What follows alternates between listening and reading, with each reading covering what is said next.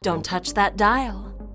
You're tuned in to the Dread Podcast Network. Welcome to Development Hell.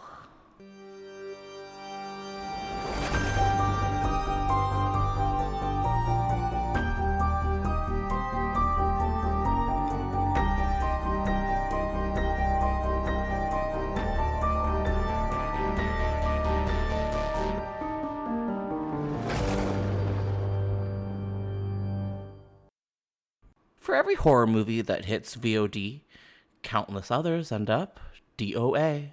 Development Hell is the podcast dedicated to unearthing these cursed horror productions. We're going to find out what went wrong, and then decide if these titles still stand a shot at the green light. I am your host, Josh Corngut. I am a filmmaker in Toronto, Canada. This podcast is a proud member of the Dread Podcast Network.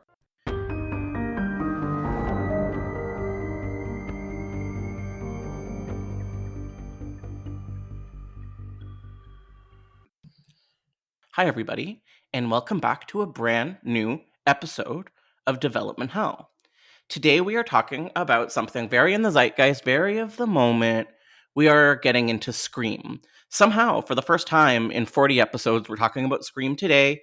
Why not? The new movie's out everywhere but Ontario. I'm really mad about it, and we'll talk about that soon. So Scream, everyone knows the original 3. It's a trilogy. We love it. And then they were going to make a second trilogy, and that was going to start with Scream 4. Around the release of Scream 4, there was sort of conversations of if it had done well, we were going to get a Scream 5 and a 6. And writer Kevin Williamson and director Wes Craven kind of had a sense of what that was going to look like. We never got that. We got some other things instead, like a TV show and the new film, but we'll get to that. The references for today's info is brought to you by the Horror Queers podcast, who we love very, very much, and of course, Wikipedia. But I would say the most exciting part of today's episode is our very special guest. We have with us Chad Collins. Chad is a staff writer at Dread Central, but he's also a lot of other things, and I think it's best if he tells us those other things himself. Hi, Chad. How's it going?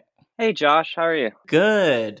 Okay, would you do me a favor and introduce yourself to the Development Hell audience? So, like you said, I'm a staff writer for Dread Central, and then I write for a few other sites online. Most notably, I have a gig over at Slash Film, where I do a lot of horror content and lists. And outside of that, I'm a teacher, and it's very exciting because I always try to incorporate horror and some of my own writing into my lessons. So it's horror all day, every day, really. Wow, what a life. What a perfect existence. You don't have to answer this, but what ages do you teach?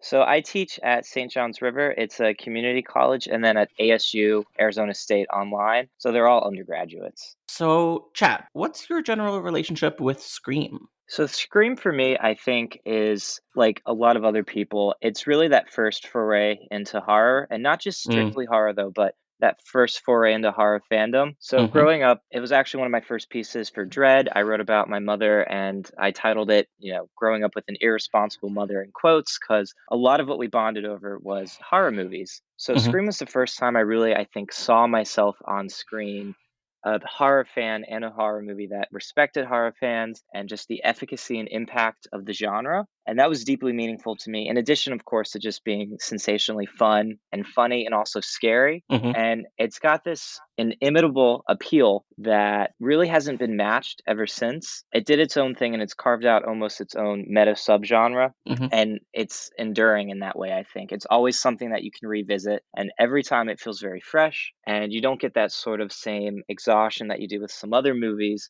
Watching them again and again and again, it holds up every single time. Is it possible to paint us a picture of that first viewing experience? What was going on? So the first viewing experience was back in the heyday of Blockbuster. I don't want to reignite that whole Twitter video rental controversy, but where I grew up only had a Blockbuster, so that was where I had to go. And I remember my mom renting it after we've watched a couple of horror movies. I'd seen Halloween at that point, Child's Play, which still has scarred me for life, seeing that at such a young age. And we finally reached a point where she was like, I think this is one you would like to see. And I was probably 8 or 9 at the time when she rented that. And naturally, it scared the heck out of me. But I remember even, all those years ago, just there was something about it that stuck with me. And as best as like a 9-year-old can conceptualize it, it was I liked it. I liked the Sydney person, Ghostface, scary. Mhm. I was him for Halloween, naturally, like a lot of children after that. And then over time, I remember my mom just slowly introduced me to the remaining two sequels. I don't necessarily remember my first experience with Scream 2. It's sort of like just this like nebulous. I know it happened, but I can't really figure out any specific details. But I know that with Scream 3, that was such a deeply meaningful thing to me. And have you seen the new Scream yet? Unfortunately, I have not. I am in Ontario, Canada, and we are still in lockdown. So our theaters are closed, and it's really sad. I'm very sad for you. Thank This is you. this is not a spoiler. Okay. Just with the meta commentary, there's one point where it's brought up that Stab, the Scream, movie within the movie, is a deeply meaningful franchise to a lot of fans, and it's the movie that they watched with their mother or father or family and built these really special relationships through. Mhm. And Scream 3 for me especially was something that happened with. I remember I had a particularly bad day at school. It was my first day of 6th grade. I'll make myself very vulnerable. I wore tidy whities to Mhm. gym class, and that was subject to a lot of rumor and gossip because it was like he should be wearing boxers at this point. Middle school boys are mean. I was Okay. deeply uncomfortable though, and I went home. My mom was like, "Let's go to Blockbuster." And we went, and she was Aw. like, "Let's get this." And she picked out Scream 3, and it was the only one I hadn't seen at that point, and of course, the only one that remained. And we went home, and I got some M&Ms and some popcorn, and I sat down and watched it, and I was just obsessed with it. I was telling everybody I could about it. Nobody knew what I was talking about because I was in 6th grade. And I was like, "So it's her brother," but he's like, she didn't know that was her brother, and they're like, "What are you talking about?" And I was like, "It's Scream 3, baby. Like, come on, get with it." Hello, get into it. First of all, that's so beautiful, I could cry. Second of all, can I tell you about my first time watching Scream Yes, I would love to 3? hear about it. Oh my god, thank you. Okay. So it was the first time I got to see, I'm gonna age myself here, a Scream movie in the theater. And I saw it with my dad, and it wasn't rated R. Canada, our version of PG-13 is 14A. So it was rated 14A, and we're like, okay, how bad could it be? And me and my dad went to see it on like 11 a.m. on a Sunday, and I feel like we were like the only two people in the theater, and we were scared. And I know it's not necessarily the scariest scary movie of all time. It holds a special place in my heart too for similar family reasons, and I rank it fairly high, and it gets people talking, gets people mad. Is it too early to ask about our rankings? I don't think so. Okay, because I feel like it's time. You can include the new one. In fact, I insist that you do. So for me, number one naturally is Scream. I know that a lot of people actually, I didn't actually know this. With the release of the new one, a lot of people started to share their rankings, and I was surprised by how often Scream wasn't the first. But for Weird. me, it's definitely Scream is the first. There's no doubt in my mind there. Number Uh-huh. two, I think, is still Scream 2. It Okay. just feels like such a perfect follow up. And I know that some fans, Scream 2 didn't have that same just privilege of Mhm. releasing at a very important critical juncture in the horror genre. It was simply Mhm. about sequels.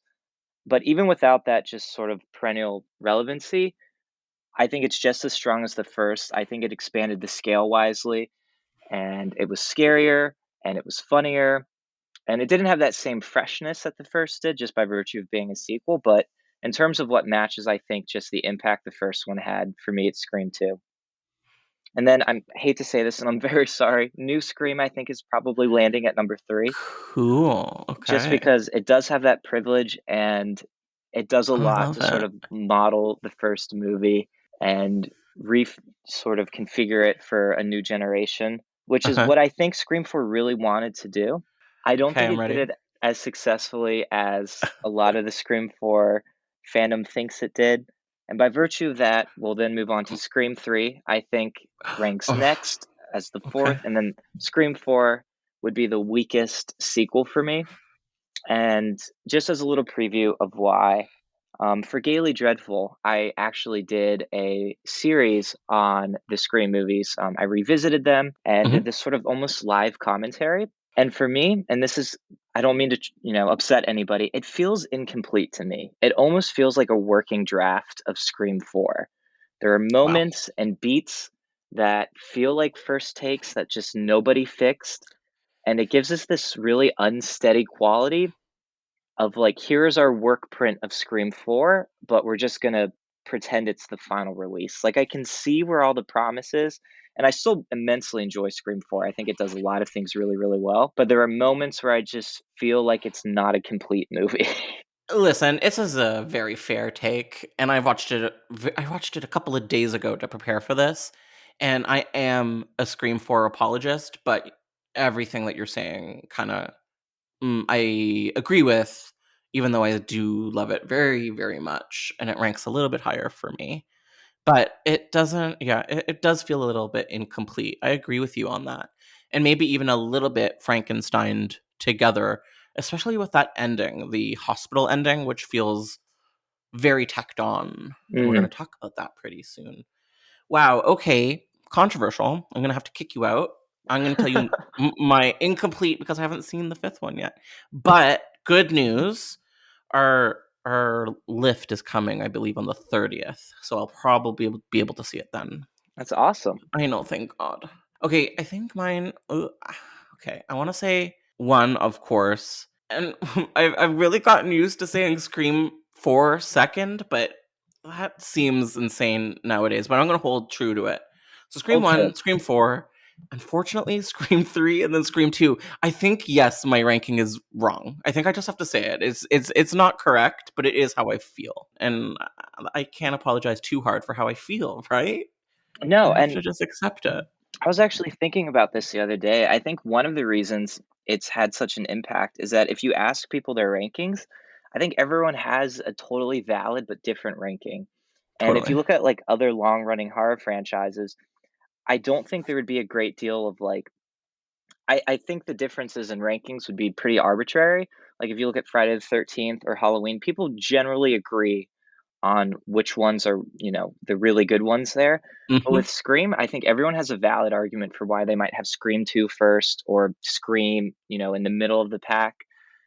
And I think there's something really cool about that, that everyone has their own perspective and there's a mhm. solid reason for why. Can I tell you why I rank Scream 2 last? Yes, because I am actually curious Okay. about that. I'm, like, a big SMG fan. Sarah Michelle Gellar, she's my queen. I'm in my 30s. A lot of gay guys in their 30s, there's, like, no one better than SMG. And I kind of feel like the movie squanders her. Actually, I definitely feel like the movie squanders her. Now, I have heard that maybe that was supposed to be a cameo. It doesn't feel like a cameo. It just Mhm. feels like someone they knocked off kind of unceremoniously too quickly. So I was really mad about that. And then the second thing that kind of rubbed me the wrong way about Scream 2 is I went to theater school, and all of the theater school stuff just felt really cringy to me. All of the heavy handed Greek allegory stuff and the Greek show that she's rehearsing. To this day, it's hard for me to watch. So that's very personal and has probably very little to do with the film itself. But it's awkward for me, that theater stuff. Can't get into it. I will agree Um, with you there. I was never the biggest fan, and then that set piece when she's on stage, I thought was a little hokey.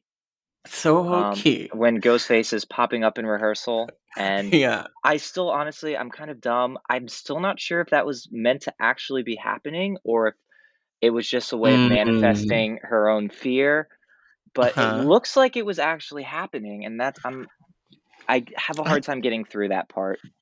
I had that question a couple of times in this series where I'm like, was this a dream? Was this real? Was that her mom? I'm confused. And I agree that was that was one of those instances.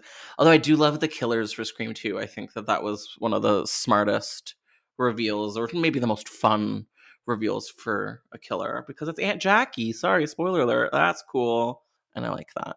I didn't have the full scope of, like, who Laurie Metcalf was, Okay. so I think, like, in Yeah. retrospect, if I were watching it, I would probably be like, "Oh, that's Laurie Metcalf, she's gotta be doing something here." Lady I don't know. She not killer. Mhm, mhm. Lady with short hair. She's Yeah. probably not doing too much. No, she's doing everything. Yeah, now that you're saying it, like, if I had more context at the time of watching it, I would have been like, yes, Laurie Metcalf, like, they're gonna do something with her. And they did. I wonder if Kevin Williamson was a Roseanne fan, or if he wrote on Roseanne. I feel like everybody did. They might have. Yeah, so today's topic really has a lot to do with Scream 4. Not necessarily anything other than the fact that it was the first film that was going to spawn this new trilogy that didn't work out. There are a couple of other lost Scream like alternative realities in the books. Like there is an alternative Scream 3 ending. Are you familiar with this? So I feel like I should be. The only one that's coming to mind is the Scream 2 ending, Oh, that I'd read a lot about. I think it's just from what I've read is it was supposed to end with Ghostface as the camera pans out from Sydney standing in a clock tower watching her. I okay. remember Is this that. in number 2? And number 2, yeah, there was allegedly supposed to be a scene of Whoa. an additional Ghostface watching Sydney from the Third clock tower. Ghostface. Wow. And that Okay. was naturally scrapped. If you could It's a refresh little me though on easy. that Scream 3 Okay, I'd love to. ending. So, the original ending to the Kevin Williamson draft of Scream 3, we're at the mansion and everybody's dead, and I think we're really supposed to believe that Gail had died. It's the same killer, and then all of a sudden, everyone gets back up and nobody's actually dead. And the reveal is that there was this fan club that had formed between Stab 1 and Stab 2, and they decided to take their fanaticism just a little bit too far to the point where they had set up this entire fake film, which is, I guess, what we would have viewed as Scream 3. So we're in the mansion and everybody's dead. And then everyone just like kind of gets back up and they're like, haha, we're just kidding. And the studio didn't love it. And it actually got repurposed into an episode of The Following, which was one of Kevin Williamson's series in the early 2010s. Doesn't really make a lot of sense. I do love the audacity of it, but I just like there's no way that adds up in any way. No. And I think one of the versions, other reports on the internet were saying that the victims turned out to be alive were also including people from previous films, like Maureen Prescott was alive, and it was a part of this elaborate conspiracy to trick Sydney and to drive her crazy. It was bonkers. That does sound And bonkers. yeah, yeah. So that didn't work out, but that was from the mind of Kevin Williamson. So we have to have some respect for it. We have to pay it some due. I like how big a swing it is, even if Yeah. I know personally I'd have seen that, and I think Scream 3 would have dropped down my ranking if that had been how it Yeah. concluded. It's not good. It's not good. But I am interested in it. If you're okay with it, I'd love to get into a little bit about the history of Scream 4. Absolutely. So Scream 4 is a 2011 meta slasher from Wes Craven and writer Kevin Williamson. It stars a new slew of young victims and characters. Emma Roberts is in it, Hayden Panettiere, Rory Culkin, Alison Brie, Adam Brody, and then of course we've got Neve Campbell, Courtney Cox, and David Arquette. It was released by Dimension Films April 15th, 2011, and it made $100 million against a $40 million budget, which might sound good, but at the time this was considered to be a flop, both commercially and financially, sending the rest of this new planned trilogy down the drain. We talked a little bit earlier about our thoughts and feelings about Scream 4, but I want to get into it a little bit deeper. I think one of the reasons I am such a fan of this film has got to be Emma Roberts. Something about the way that the character is written and portrayed is just really fun. And it was a surprising ending, and it was one that I could get behind in 2011. Watching it today, the what's the word where it's the reason that you're killing everyone? The motive? Um yeah. The motive is bonkers and I don't buy it now. When I was 20 in 2011, I was like, yes, I'm on Facebook. What's Twitter? I buy this, but I don't necessarily buy it as much today. There are some big fan favorites in this film, including Hayden Pantiere's character. People are obsessed with Kirby. Do you have a feeling on as to why? I think it's just because I came prepared with this hot take, Josh, and I'm Oh my sorry. god! Oh my Um, god! I don't like Kirby. Oh, I'm okay with that. Okay. I'm Oh, fine. good. People Yeah, love Kirby. yeah, they I love Kirby. I appreciate her as a way of trying to take some of the more dated elements of Randy's character and Hmm. repurpose that into something that's a little bit more palatable. Because Hmm. Randy is definitely a character that, you know, first watch, he's charming and he's goofy and he's fun, but then in retrospect, he doesn't really hold up quite as well. No. Even if I don't think he necessarily gets to be as egregious as some of, the contemporary takes make him. Mhm. Um, he's not great, but I think he's a little bit more innocuous than he looks in retrospect. But I Mhm. think people like that Kirby is sort of this cool girl, reconstruction of who Randy is. And it reminds Mhm. me a lot of Gillian Flynn with Gone Girl and that whole cool girl monologue. I think at the time in the zeitgeist that was a very big thing. This repurposing of, who women could be and how they could be portrayed on screen, and taking what was a conventionally male role of the film geek and applying that to her and making Mhm. her naturally hot along the way because she was hot. So that helped, I think. Mhm. But for me, she seems a little bit too detached from everything. Her horror fandom just it almost seems mean, which is not always something I got from Randy, but from Kirby, I felt like she was being mean to me. I wasn't even there. I was an audience member, and I was like, "She would be mean to me in real Like life." a Kirby, gatekeeper kind of a mean, yeah, like yeah, like okay. there's this element to her where it's like she knows it all and no one else can. And part of it probably had to do with being in high school at the time when I first saw it and having an Cool. actual sort of, I knew Kirby's in that sense. Okay. So part of it is me just, applying things You're bitter, I see, I a get little, a little bit. it. I don't disagree with you. It has never been my favorite character either, and hearing you talk about it makes me kind of wish that they didn't go hot girl with it, because that archetype in the first film, it was totally fine to go full on, like, nerd, not hot, kinda fringe type character. And I feel like we're just not as comfortable seeing that with women. Like we can see a dude and we're comfortable with not being attracted to him, but I don't think they were ready to do that with a woman character. Maybe it would have been cool to Mhm. actually make her a nerd, to actually make her, I don't know, a little bit more fringe. Yeah, She was not at all. and I think coupled with, like, that weird glossy look that Scream 4 just has overall, it Okay. seems like, a way to try to take this character and make her more accessible, which in It's a weird it's way is yeah. kind of dated to just, we have to make her hot for this to work. You don't think the first Scream is bright and glossy? I feel like the I fourth Scream is, like, a little bit dimmer.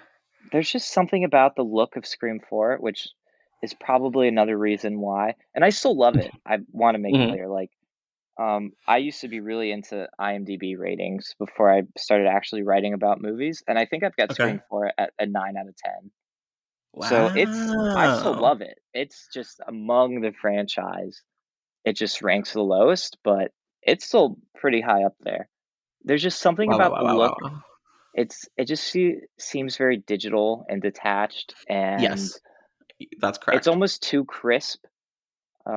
It's not Mhm. quite as bad as, like, having that, motion blur on your television, but it reminds me of something like that. Like, it makes my eyes feel uncomfortable because it looks too clean. Mhm. It's like when we all kinda got our first HD TVs, and is that what you're talking about with motion blur, where everything Mhm. looked like un yeah. Yeah, I'm still not okay with that. I watch everything on my, like, tiny MacBook Air, and I feel comfortable, and I feel safe. I turn all the settings off. All of those default settings on my TV to make Yes, things look yes. nicer, I'm like, "Turn that off." Yeah, get rid of that. I wish that 90% of what I consumed weren't just podcasts these days, but that's where I'm at. I don't know why. It's fine. Can I give you the original opening scene for Scream 4 that was scrapped that I find very interesting? Yes.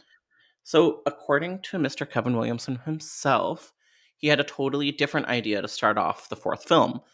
It was going to feature Sydney Prescott. It was going to be her fiance, and her assistant because now she was a famous writer. And they're all in their like nice house in the middle of who knows where, and then the phone call happens.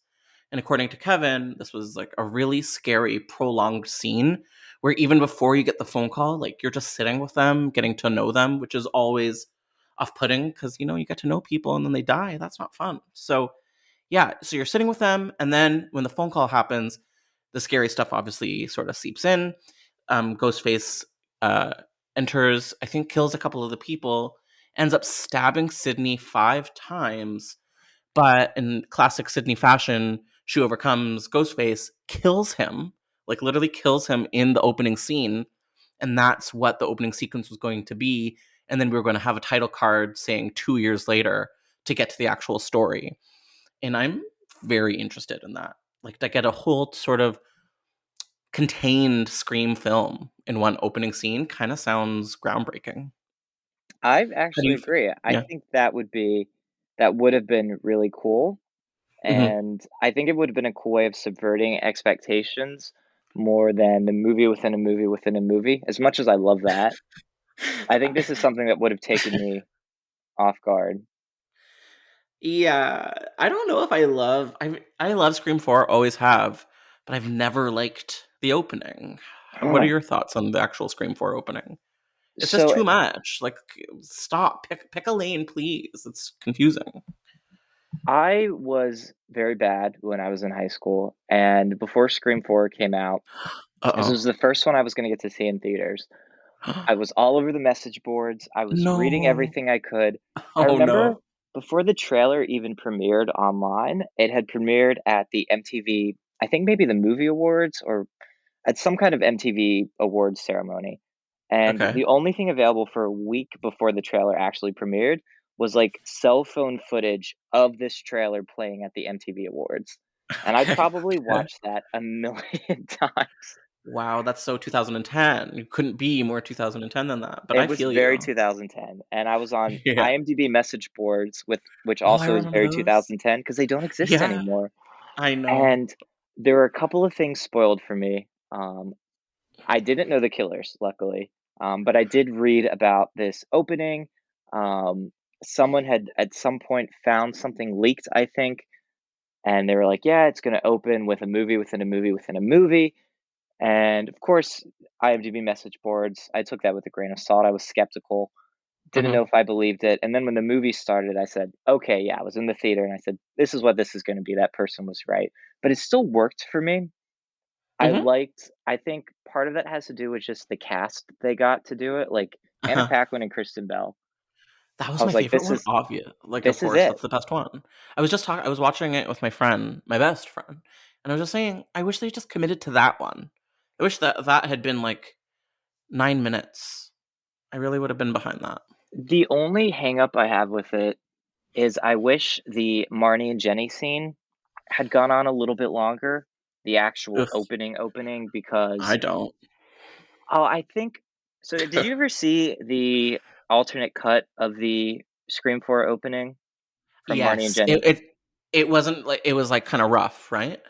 So, it was rough, but I liked the idea of it with, like, Ghostface appearing behind the fridge and the doorway and neither of them Yes. noticing, and It then, was better, yeah. if they had taken some of the attention from the one they committed to for the release, but then added that into it, for me, that's my personal, like, perfect Scream 4 opening with what they have.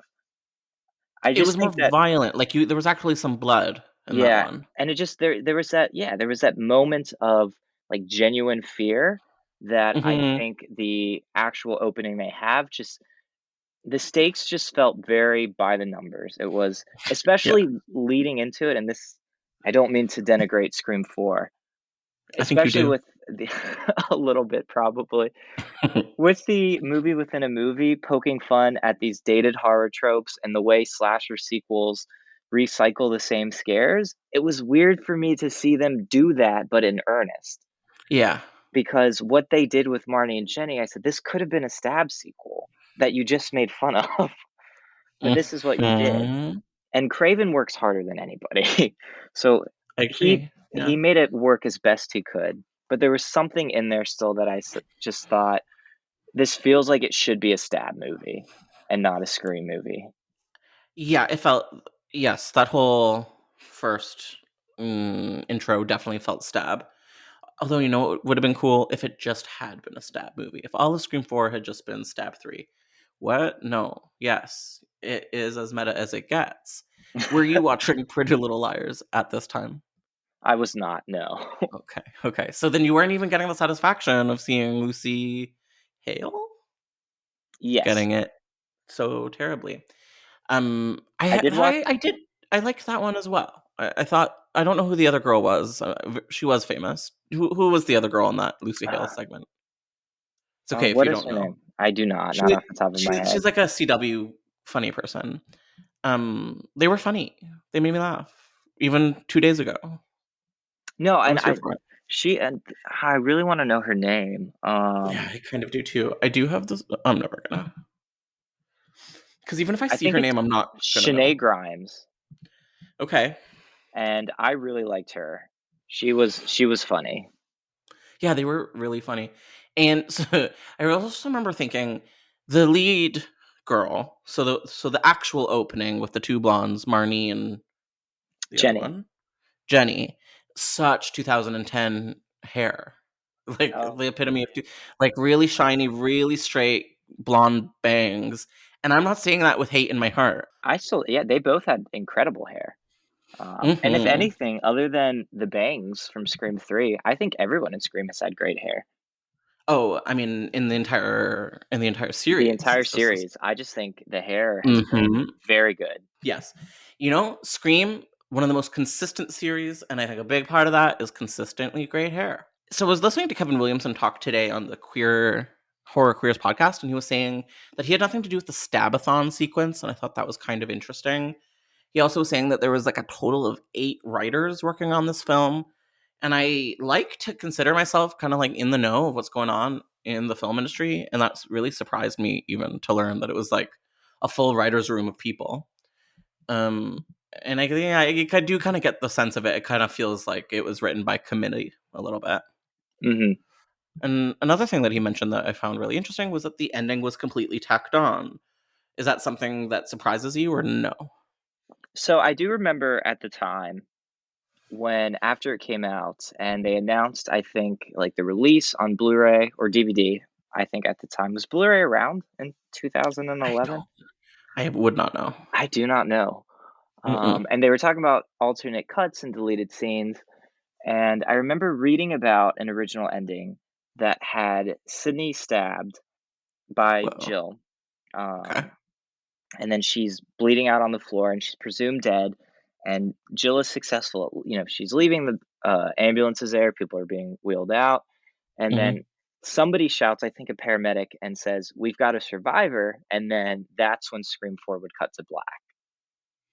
Um, Oh. So I remember reading something about that and thinking that could have been cool. I don't think it would have been satisfactory, especially given the length between Scream 4 and Scream 5, if that's how it had Hmm. ended.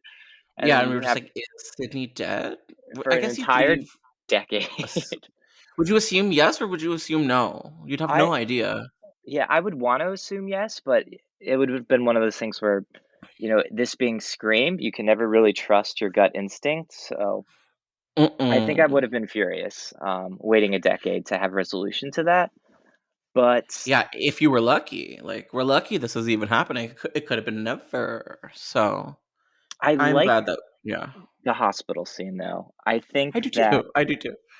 Scream 4 is at its best when it just sort of indulges in its own craziness, I think. Hmm. And that's why I think the Jill reveal is so good. And I'm happy to see a lot of reconsideration for Scream 4, especially with Jill, Hmm. because that's 100% what really elevates it, I think, is that killer reveal, her motive, and just her behavior. So, as ludicrous as the hospital scene is, and I think it's acknowledged by Jill saying, "This was supposed to end at the house. This is silly for us to be here." This is silly. Yeah, that was funny.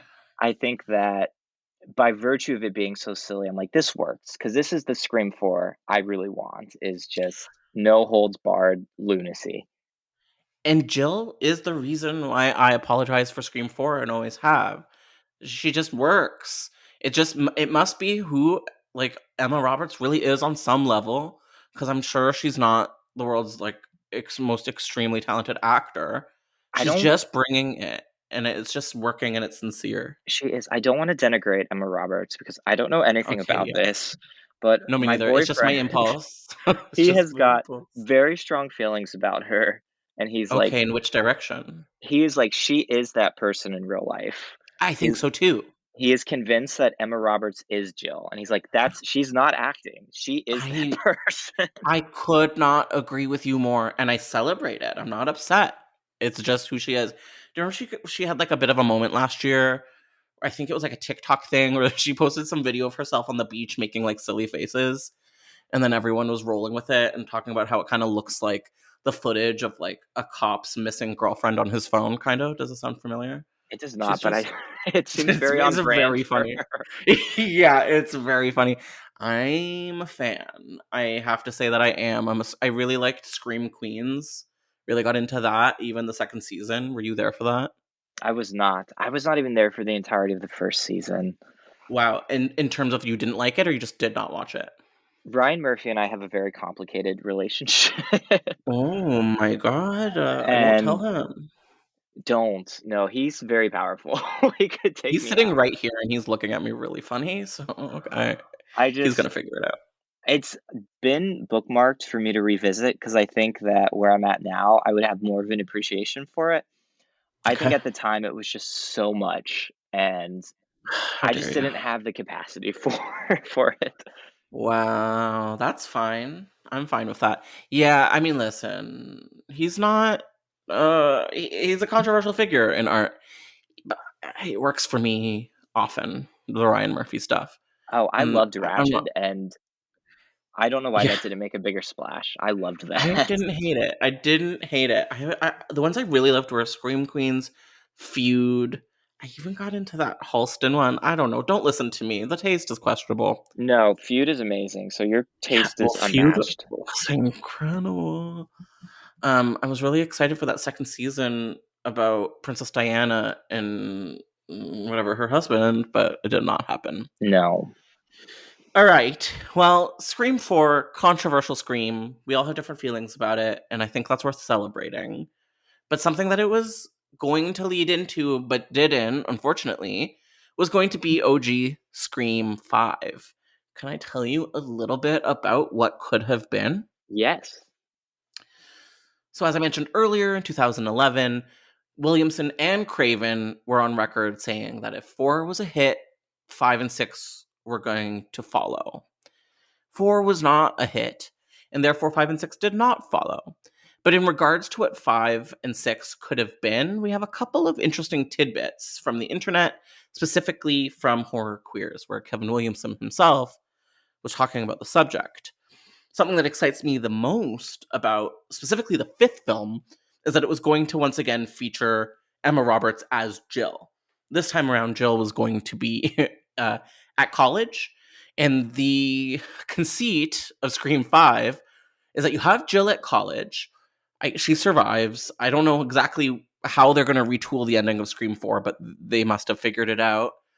Sydney is teaching at the college. Why not? I'm not asking questions. And someone on campus, aka the killer, is aware that Emma Roberts' Jill was the killer from the previous series of slayings. Nobody knows this but the new killer. And so the new killer is stalking Jill on campus, and bodies are starting to pile up.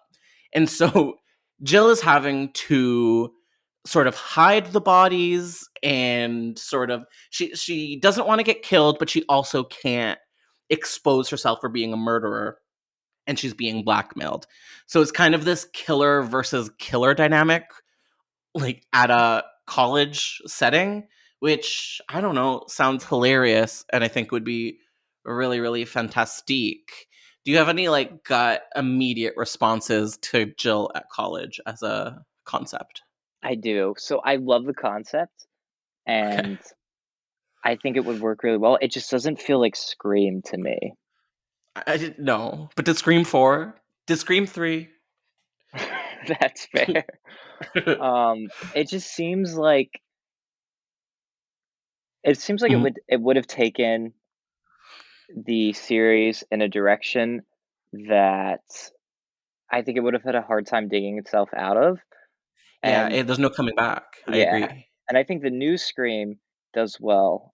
And again, this not a spoiler, but it's Mm. certainly, it's a commentary on the whole requel reboot restructuring the canon to make it fit with the new entry trend that's going on right now. And Mm-hmm. I think it would have been one of those decisions, like in Halloween, the Cult of the Thorn, or 8,000 different zombie Jasons, that eventually you start to run out of steam and the franchise has sort of hit a wall. And then you have no choice but to either soft reset or reset entirely.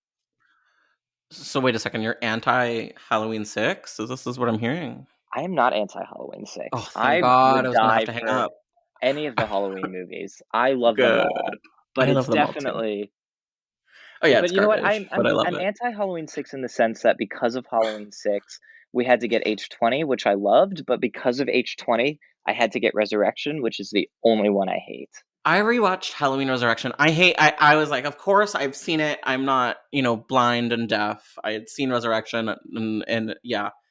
And I had to rewatch it because I did a Halloween miniseries for this podcast back in October. And we did the follow-up to Resurrection, which was going to be called Retribution, which actually the script is incredible if you can find it online. It's very snowbound. Are you familiar with Halloween Retribution at all? I'm not sure. I know that Oh, it's so good. the only like unmade sequel I know is I think it was after Rob Zombie's Patrick Lussier, Yep. I think. His Yes. planned Yes. is that 3D. Retribution or 3D? No, that was going to be 3D, which I have Okay. read that script as well. But I was covering the follow up to Resurrection, which was Retribution, which was going to take place in an abandoned asylum in like the middle of a snowstorm. It was excellent. But then I revisited Resurrection for it. And I have to say, when was the last time you watched Resurrection? Is my question I'm going to start with. Back in October. Okay, so never mind. I thought it was funny and fun. I was like, I was so much less mad than I've ever been at it. It But just feels never, so tame, and tame, yes. admittedly, I get kind of bored. Like, it doesn't have that same just Oh my thrill god, of but Michael Ronnie Myers. Danger. I want him to have his own HBO series. I want Tyra's producer to have her own HBO Yeah, series, yeah. No, she can go. But even if I like that Ronnie freaking or Donnie, whatever. I love him now. Yeah, the movie sucks. I don't know where I was going with this. Um, so we did also get a definitive answer from Kevin in terms of Scream 5 on what was going on with Kirby. Spoiler alert, she is dead, people. Kirby is dead. I don't know what's going on in the new movie, couldn't tell you, but in like the official Kevin Williamson timeline, Kirby is dead. Thoughts on that? I don't wanna say anything. I'm not gonna say anything one Yeah, you way don't or want to get another canceled. with the, new movie, but when I finished Scream 4, that was another thing that I said, Kirby is as close to dead as possible. She It seemed pretty reminds dead me to me. Yeah. a lot of when Scream was announced and there were all those rumors about Stu Macher returning. Again, I'm Uh-huh. not saying anything about anything. Uh-huh. Um, I Just just, something. just with the trajectory of the franchise, is some people just want to keep bringing dead people back, and Hmm. it wouldn't fit for me. Like if Kirby dead or not dead, Scream 4, she looked pretty definitively dead to me. I mean, she got stabbed a whole lot, She and got stabbed then a whole lot, and she like bled a out. bunch. If you get stabbed once in the tummy, goodbye. You're dead. There's so much going on in there that you Although in need. fairness, since, like, probably Scream 3, I Sidney Prescott should be dead. Sydney should be dead. Gale should be fully dead. The Dewey 3 should be of them dead. should all be All dead. three of them should be dead. And yes, magic is real. We all know magic is real, but we also all know that the first rule in magic is that you cannot bring the dead back to life. There are repercussions. So Yes. I am with you. Don't be bringing them back. Unless it's unless it's Jill. Bring back Bring Jill Jill. back. Bring Jill back. She's alive. I gave this all away already, but this was the exact quote from Kevin Williamson about Jill goes to college. So Jill went to college and then murder started up again on campus. And it was a killer who knew she was the killer from the last film. So the killer kept trying to expose her, and she would have to kill to keep it covered up. So it was killer meets killer. And Sydney was a professor at that school. Um, so the Sydney professor stuff I find so silly, and I love it. She was going to have a love interest who was going to be like the major red herring of the film. Because if you're Sydney Prescott and you have a boyfriend, he's a killer. Like, he's gonna kill you. So I think that's fair. But apparently she was going to end in happiness, which I think is lovely. Because Good that's what for she her. deserves. She does deserve that. Does she have a baby in the new movie? This you can answer, unless it's a big spoiler. Then don't answer. 'Cause No, she does have a baby. She's got in the trailer. She's got that little stroller. yeah. Okay, good. I actually reported on that, which was I was like, wow, this is Little cool. mommy Prescott. Yeah. Oh, that's the series. Except as a college teacher, this like proposed Scream 5 Cindy teaching on a college campus, I can promise you Yeah. she's not gonna have a happy ending. Oh At least not no. professionally. Maybe it's like not for the money though. Like maybe she's just like loves to teach What and is she she's like rich teaching? from the book. How like biography, like how to autobiography 101. I I don't guess. know. How to survive a lot of murders. Yeah. The She could teach course that really title is good. Out of Darkness, and it's also got a little self-defense extracurricular in there. I have been trying for so long. So one of my best friends of all time, her name's Emily Gagne. She writes the newsletter at Dread Central. I've known her since the first grade. We've been on our Scream journey together since day one. And I have been trying to get a hand on like an authentic prop of Out of Darkness for her for so long. And I have gotten pretty close, but it's never actually happened. I always get outbid. But wouldn't that be Oh, cool that as would be so I hella? saw somebody on TikTok. There was an Fuck audio a them. few months back where it was like, "What's something you have that, like, no one else would understand, but it means a lot to you?" And she had an Out of Darkness book. Do you think it was real? Do you think it was like a propa, or do you think she like I made don't it because know, she's but cool? she seemed I very hope proud of it's it, so I hope it's real for her sake because that would be very cool to have. Scream 6 is just me tracking her down, killing her, and taking it. Um, and that's how meta it is. That would go to Sundance, and it would I think it stress you would. out. Yeah, It would it would stress me out. um, I think that's I mean, listen, that's enough for me on Scream 5. I don't know how you feel. Do you have any like wrap them up thoughts on the Scream 5 concept as a college professor yourself? I well, I like the idea. I think it would be a lot like Scream 2 in the sense of Mhm. teaching on a college Yeah. Well, campus. College campuses and movies are never college campuses, and excuse me? How dare you? I feel like they're always and I feel like they're always filmed at the college I well, went to, like, which is the University of Toronto. like, they're I college feel like it's campuses in in every that movie. sense, but just in terms of, like, the student body and the behaviors and, like, Oh, you yeah, got these yeah. big lunch halls and Yeah, totally yeah. unstructured classes. I'm just like, Yeah. you It's just like know, it's high school. Yeah. someone is getting murdered on campus, yes, but no one is finding out about it because your phone is in a little pouch because you have a proctor for an exam.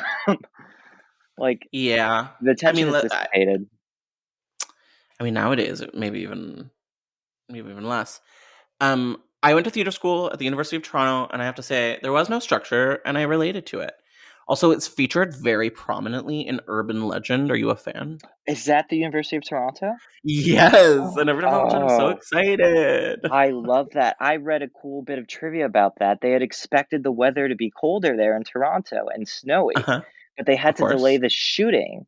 But they had planned for it to be a snowy Toronto campus. I didn't know it was University of Toronto, but Uh-huh. they had to wait until I think like the spring. But they were like, we're just gonna keep the parka anyway, which is why that killer's got a parka on because it was Oh, it was meant supposed to to be. be. Yeah, That makes so much more sense and would have been way more I think so. moody. I'm blaming you I for that. I have no reason to, Wow. but you were in Wow. Toronto and it didn't snow. So Oh my god. That's fine. That's fair. What else? Oh, and Black Christmas. The U of T is in that too. You know when he oh. gets really mad at his piano? Oh, I don't wanna think about Mm. him. I hate him. I mean, he got it though. He got what he needed. He did. It's a waste of a gorgeous piano, but Oh, yeah. He didn't know how to play piano, which I find confusing. Like, you're doing like, even if you're messing up, even if you're nervous, like, I could have done what he's done, and I don't know how to play piano. So I've always been a little confused by that. Love that movie though. Incredible movie. really is. Are you cool if I go into Scream 6 territory? How do you Y feel? yes. Okay, so there's a little less information on this, but it's even better, I would say. So the basic conceit of Scream 6 was that it was going to be the answer of whatever happened to Dewey and Gale. But more specifically, it was going to really focus in on Gale and sort of give her a wrap up.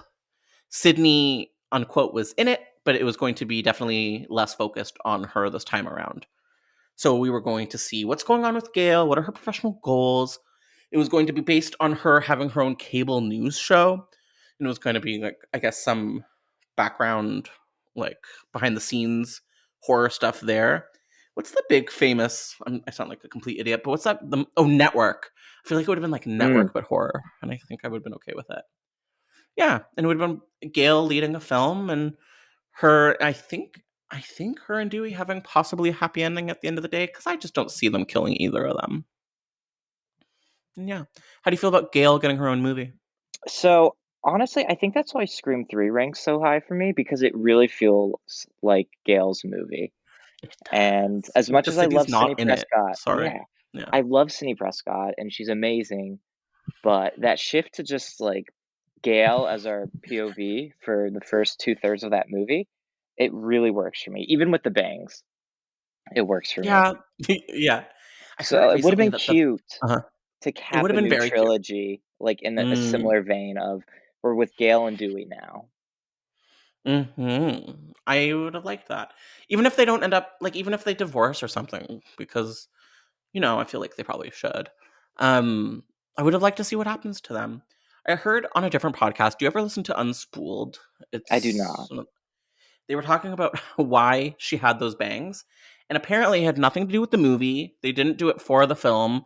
David Arquette convinced her to cut her bangs short because they thought it was going to make her look like Betty Page, and this was kind of around the time of like the big Betty Page kind of renaissance, and that's why she had that weird haircut. So here's where I start to question these Hollywood rumors because I was actually watching the Drew Barrymore. She had the legacy cast on in anticipation of Scream 5 or Uh Scream. huh. And I had heard that story too, and I thought it was so cute because I remember the Uh oh. headlines where Okay. David Arquette is responsible for Gale's bangs in Scream 3. And I said, Okay. what a cute story. That is an adorable Yeah. story. I love that. So they recount this again on the Drew Barrymore show. And Gail says what actually happened was she had a hairpiece for her bangs, Okay. and it was too long in the front. So they needed to trim it. And she remarks how, with some of these prop departments, sometimes when it gets time to shoot, that they sometimes will only have one of a particular, piece available. So they only had Okay. one pair of bangs for her. And so they were trimming them to get them to fit.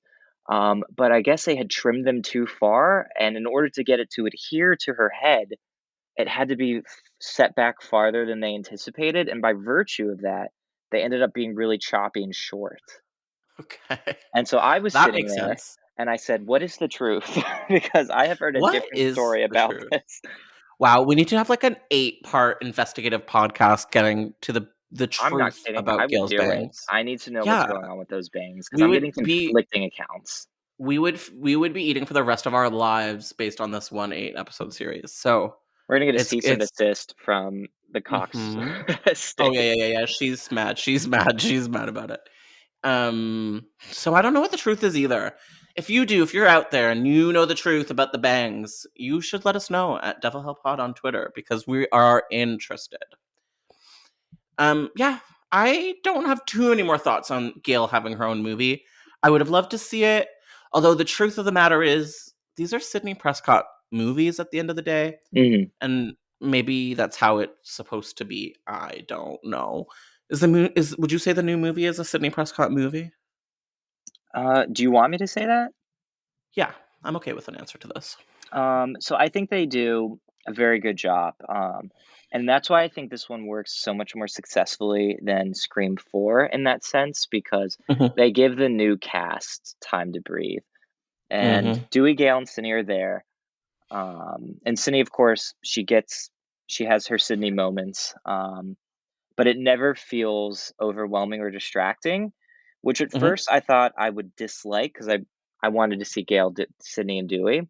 But I like mhm, the way that, especially with the anticipation of spawning a new trilogy, maybe that unlike Scream 4, it's like, here is a new cast of characters. Get to know them and let these people develop. And then Sidney, Gale, and Dewey are there on the periphery as sort of supporting players.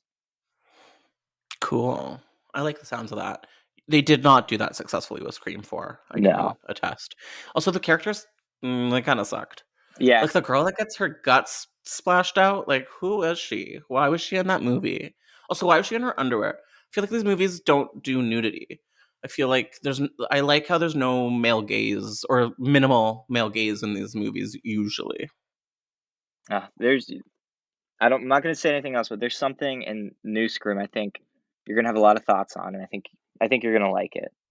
We're It's gonna a very have to cool subversion. Oh, really? I hope Yeah. what you're saying is something to do with queerness because that's cool. Oh, Um, oh, I feel like it is. Are you into Yellow Jackets right now? it is. It is another one of those bookmarks of I That's need to fair. watch it.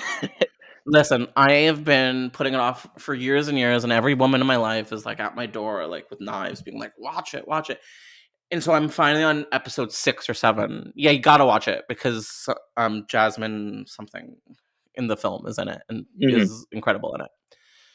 Yeah. I feel like we're getting to the end. I feel like we've really done our due dill. And now we're going to go into conclusion territory. Maybe you know, maybe you don't know.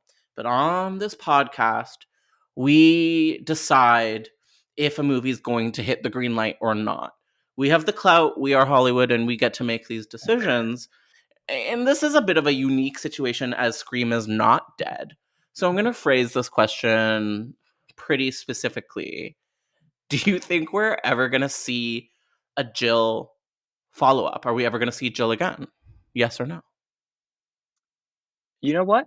I'm going to. I think yes.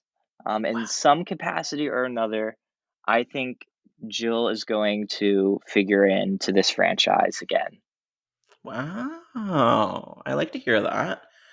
Um, something I want to talk about really fast, and I'll probably slice this in the middle somewhere. Thoughts on the TV show?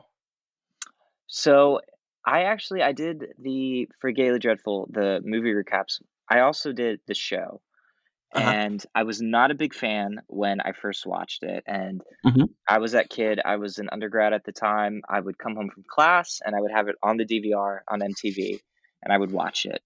And I did not like it. And in retrospect, though, having done a rewatch, I think it holds up really, really Yeah. well. I think I Hmm. love the mask. I think the voice is goofy, and Yeah, I I think agree. I believe her name actually is Emma, the protagonist. She is. I find her to be so painfully boring and dull. Yeah, she's And terrible. especially when she's flanked by all of these other really compelling characters, I Yes. question why she was our entry into that show. Why does Uh-huh. it have to be her? But I I think mean, it mhm, delivers genuine tension. I think it's way more violent than I thought it would be, and it's got some good kills. And I will maintain until the day I die. I think the Halloween capper they did, that sort of two-part mini movie mhm, to, end that thread out before they sort of quasi rebooted it again. mhm. I love it, and I wish more shows would do that. I wish we could have more just, you know, really condensed slasher movies like that. I agree. I've always liked the first 2 seasons. I think it's fun as hell. It's gorier than you're expecting it to be. You're getting that kind of Vampire Diaries teen drama, satisfying storytelling, and some of the characters are making it worth your while. The queer character, the nerdy guy, they're really fun to watch. Mhm. Um, and also the podcast lady who's like so obviously the killer. It was like Piper. upsetting. Yeah, it's like okay, serial. This is reel it in. Did you ever watch the third season? I did, and my Yeah, thoughts are not as it's rough. nice. I It's very rough. much Although they got the appreciate mask. they did get the mask, and I think it's Roger Jackson's voice too. Oh, they got him They got back. back for it. Yeah. So Cool. that I think works really well, and I do because I know that Queen Latifah was a producer, and I really love just the idea of Scream, but expanding that black element and saying we're gonna have a black cast, right? Like This is something you don't see often enough, and we're gonna do it. Okay, I have one more question for you, Chad. Yeah. Where can you be found online? Where can people find you if you so want to be found? So I can be found on Twitter at twitter.com/ChadIsCollins. Follow me and help me expand my online cloud. I'm kidding. Um, but there, and then my Dread author page, and then I do have an authory page, which is linked on my Twitter if you follow me there. And that's just a really cool archive of all of the pieces I've written, preserved digitally until the end of time or the end of the internet. One and the same. Amazing. Chad, this was a really, really fun conversation. Thank you for coming on the podcast. I hope that we're having you again in the future, maybe for a Halloween episode, who's to say?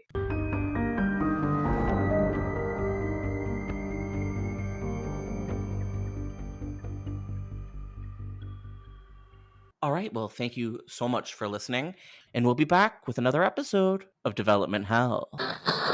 Thank you for listening to the Dread Podcast Network.